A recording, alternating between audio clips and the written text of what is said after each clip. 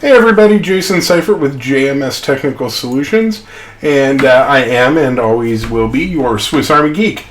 What I wanted to talk about today is, let me get a little centered up here. What I wanted to talk about today was a topic that I think affects most of us. I think it's something that is kind of timeless, which I think is good because you never know when you're going to be watching this video. And what we're going to be talking about is security, and most importantly, security updates. So the basic premise of this discussion is what security tools do you need, and the importance of keeping them up to date, which is the actually bigger point that I really want to stress. So let's talk about what you need first. The most important thing that you need for your PC's security and health is an antiviral program. You need something that's going to keep the gremlins at bay. And there are a lot of good tools out there for that. You don't have to pay for a lot of them. Many of the free tools are perfectly fine and acceptable, very high quality, in fact. And as long as you keep them updated, they work great. So let's talk about a few of those. The first one that I want to talk about as a recommendation is a program called Avast. Avast is free. You can buy a paid version, but you don't have to. And what's nice about Avast is it's very common. It's out there everywhere. It's got a relatively small footprint.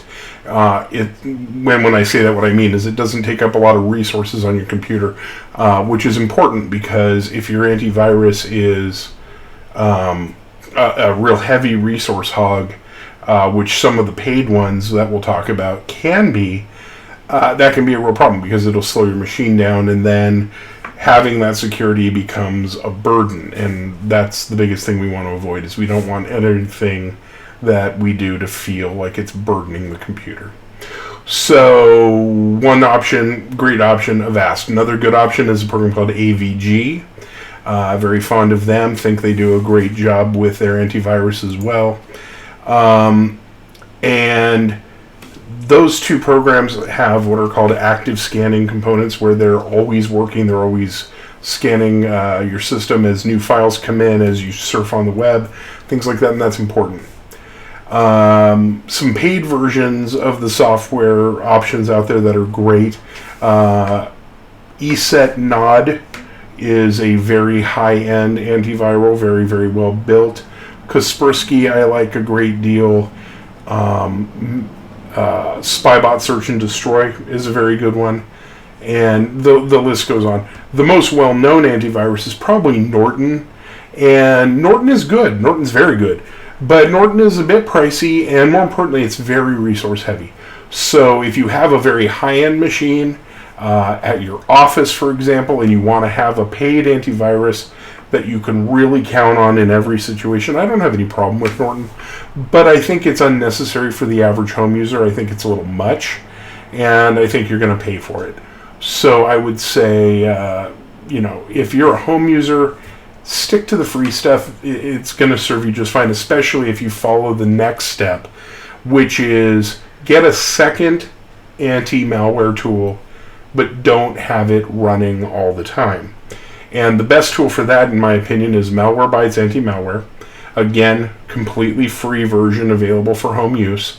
And what's great about Malwarebytes is it sometimes, more often than not, in fact, finds things that other malware programs don't find.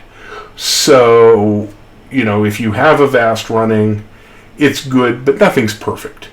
And if you run the secondary option, what you end up with is a situation where you have the best of both worlds. You get the security of your day-to-day antiviral, and you have that second look that's really cleaning up anything that might have been overlooked. And those two things will keep your system running very efficiently for probably as long as possible. Nothing's perfect. No system's going to work forever. But it's about the best of both worlds. The next option that I think everyone needs to consider is some kind of a system maintenance tool, and the most important thing with that is something that will go through and will clean out junk files. Junk files will slow your computer down significantly. especially things in your temporary directories, your user directories, and things like that. My favorite tool for that is a program called CCleaner, capital letter C, another capital letter C, Cleaner. And CCleaner is great because, again, it's not open source, but it is free. And it is just a program that's very simple to use. You turn it on, you hit the big blue button that says go, and you clean your system. And if you do that once a month, it'll keep everything running significantly better than if you didn't do it. So again, with a free tool, I think it's a great solution. I think it's a good way to go. The next thing that I think everyone should have nowadays is what's called a VPN tool. And VPN stands for Virtual Private Network. And the most important detail that you need to be aware of with a VPN tool is what it does is it keeps your address on your computer, what's called your IP address, which is how somebody can find you on the internet, hidden. It cloaks it in a way that is very sophisticated, and it gives you a great deal of security. So if you don't have a VPN and you only go to highly reputable places, that's fine. You'll probably be okay. If you are somebody who wants to download from torrent sites or anything, even like if you want to spend a lot of time in websites from other countries where maybe their standards and practices are not the same as ours, really think about getting a VPN tool. It's worthwhile. And they're usually not terribly expensive. Some of them you can get lifetime licenses for, so it's just a one-time buy. Others you might have to pay an annual fee. But again, if you're somebody who's worried about your privacy, it's a good tool. The next thing you need to think about, and this is probably the most ignored thing in my experience, and dangerously so, like I think it's one of the most important and people ignore it the most, is you have to have a good backup option. Thanks to cloud computing, backup options are more available than ever, and they're cheaper than ever. If you are already subscribing to Microsoft's 365 Office setup, you have 1 terabyte of cloud storage per email address you associate to the account, and you can associate up to 6 of cloud storage that you can use for backup. And what you have to do is configure your cloud computing in such a way as to make sure that you will see the desktop, your documents folder, and your downloads folder are being backed up. It's easy to set up with their setup is OneDrive on Microsoft. Very easy software to work with, very easy to configure. It's got a backup tab in the configuration. But of course, if you need help, I'm here for you, and I'm always happy to do those setups.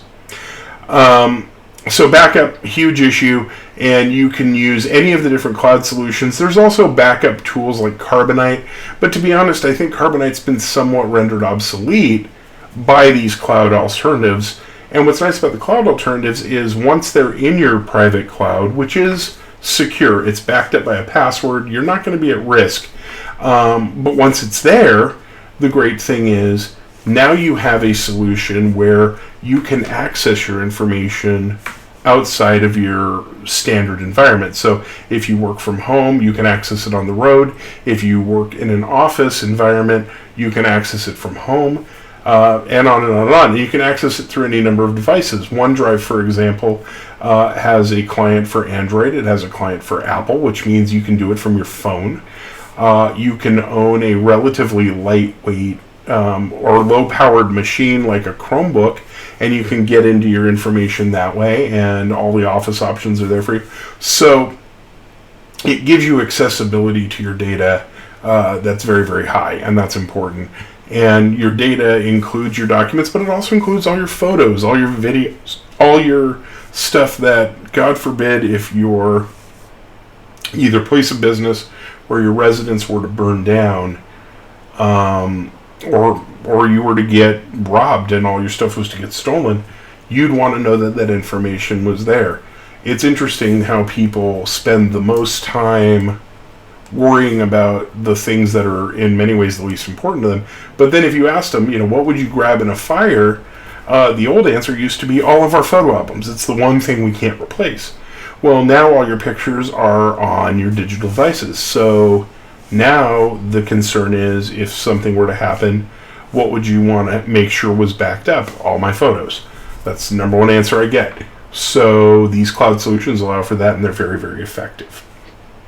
So those are the most important things. The next most important thing is to worry about your actual privacy. And privacy matters. And there's a couple of things you can do for privacy. The thing I see everybody doing, and in a lot of ways I think it's probably the least important, is covering their webcams.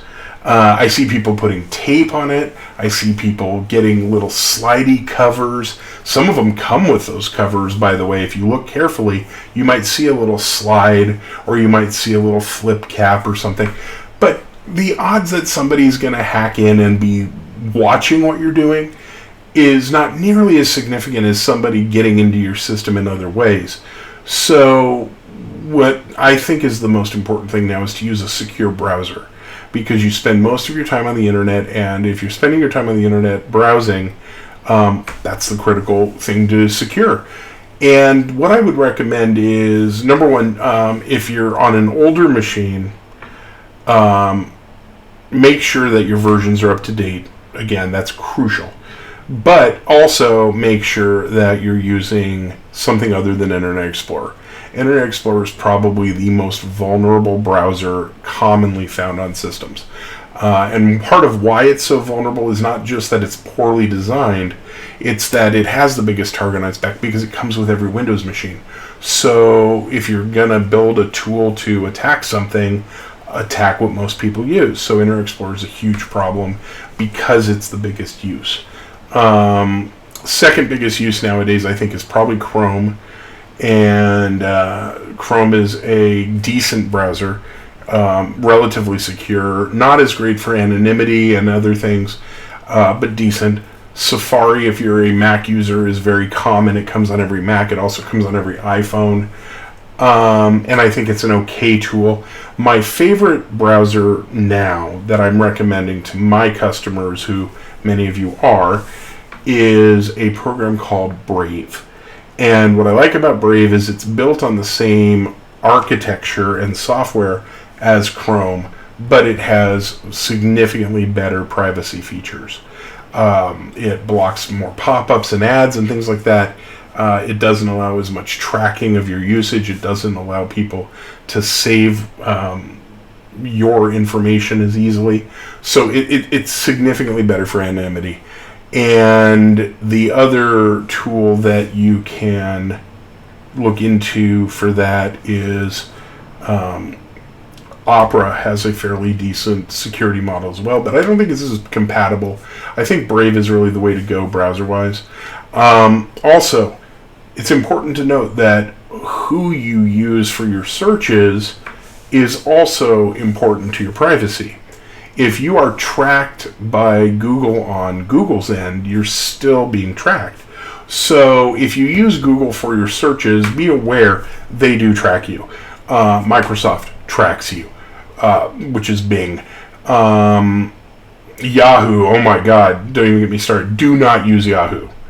Let Yahoo die. It's a terrible setup.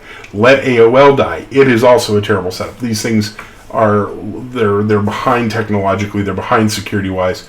I cannot recommend against them enough. So do not use any of those. There is a new, relatively new, it's actually been around for a while, but it's gaining in popularity now, very, very secure search tool, and that's called DuckDuckGo.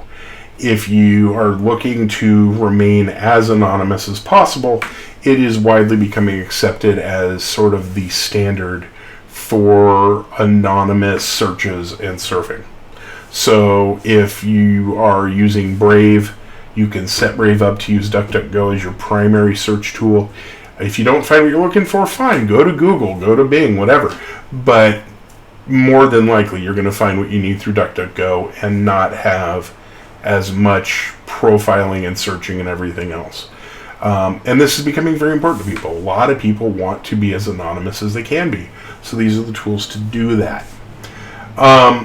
So with all of those things being said, and I think that really is an effective fairly comprehensive security plan. You could go deeper, but you don't have to. The average user doesn't need to go any deeper than this. But if you wanted to, you could. But the next thing I want to talk about, and I'm going to be brief, but I want to be very specific about this, is do your updates. The worst problem I see day to day is people have, an antivirus program. They've installed it and they think they're safe. But every time it says, hey, there's an update, they say, oh, I don't want to do that. I might mess up my computer. Well, yes, that's marginally possible. But if you don't do the update, then the viruses that are newer than whatever the last update that was done on your antivirus, there's no protection. It's an all or nothing thing. Either your computer knows what to look for or it doesn't. So if you don't do those updates, you're going to lose your level of security very quickly. So do your updates, people. And remember, there's a difference between update and upgrade. Upgrade is a terminology for when you, for instance, are using a free version of a tool and they say, would you like to upgrade to the paid version? Say no to that. You don't need to do that. But when they say, hey, there's a new version of the program, would you like to update to it? Yes, do that. Because without those updates, you're just not secure. And that goes for your antivirus program. That's probably the most important one. Also, Windows itself. When Windows says, hey, we have an update, you need to do them. If your manufacturer of any of your specific hardware, if you're using a laptop, if your manufacturer of your laptop says, we have a security update, you need to do those things. All right? So, that said, if all of this feels a little overwhelming to you and you would like to have myself come out and check your security setup, I am thrilled to do that. And the way that it works is as follows. If you would like to have me come and do an in-person security update and checkup on your system, please just call me and schedule an appointment. All the same normal cost per hour and minimum hours per call apply for something like that. Not a big deal. I try and keep my rates very affordable, as I'm sure all of you existing customers are well aware. If you would like me to do it by remote, the one caveat to that is you must have a tool that allows me to remote control your computer, and we can discuss that over the phone. But assuming that you have a way for me to get into your machine, I'm happy to do it. And it is a flat rate, one-time fee of $50 to have me check the system. If you would like me to then also do the maintenance on that system, the maintenance is a monthly half hour, and my price for that is $25 for the half hour. If I do it by remote, if you'd like me to come to your house, then it's again standard hourly rates. But for $25 a month, you can have a very, very secure knowledge that your backup's happening, your definitions are as up to date as they need to be, and on, and you can feel very secure in your setup, and possibly, very likely, prevent future problems that would be far more expensive. This is the digital equivalent to an oil change. It is something worth doing, and I can't recommend it enough. Many of my customers have me coming out or going online once a month and helping them, and I see them very rarely outside of those circumstances as a result. So, if that is appealing to you, please give me a call. My number is 714-585-9267, or my email is jason@jmstechnical.com. And you can also, of course, hit me up on my YouTube channel, or you can hit me up on Facebook. So any of those are options. I thank you for listening. I thank you for your time. This video went a little longer than I intended, but 20 minutes for this information I do feel like is pretty reasonable. If you have questions or comments, please feel free to leave them below, either on my YouTube channel or on my Facebook. Or if there's a question you'd like to ask me privately, don't hesitate to email me. I hope you all have a wonderful day, and remember, computers can be your friends. Let me help. Thank you, everybody.